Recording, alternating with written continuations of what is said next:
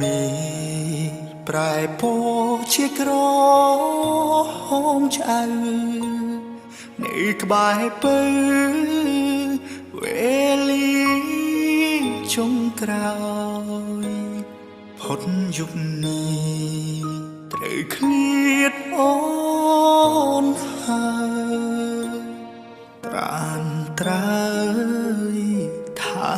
ខ្លួនណាអូ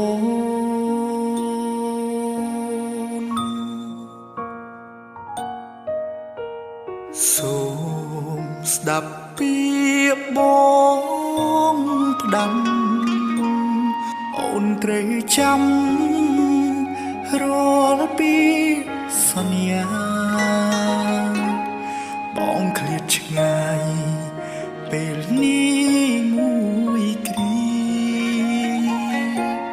ស្មុនពងនេះថែខ្លួនណា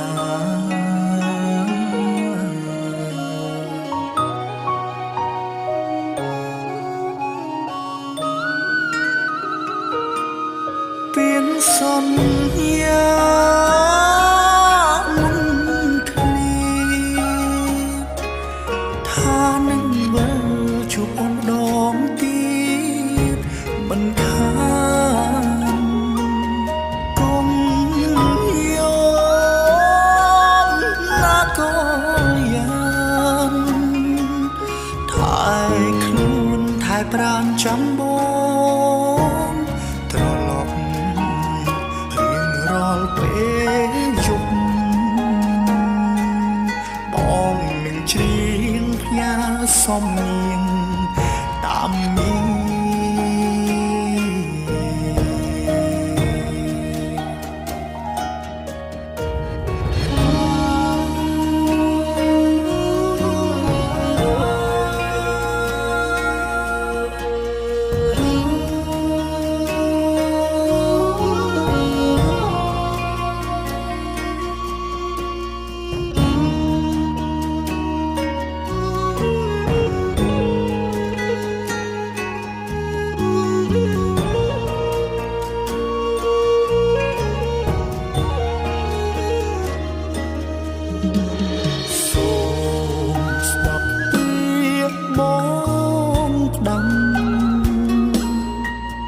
ត្រូវចាំ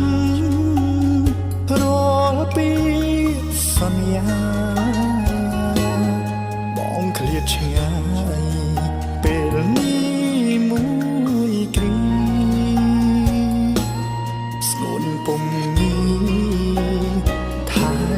ខ្លួនណា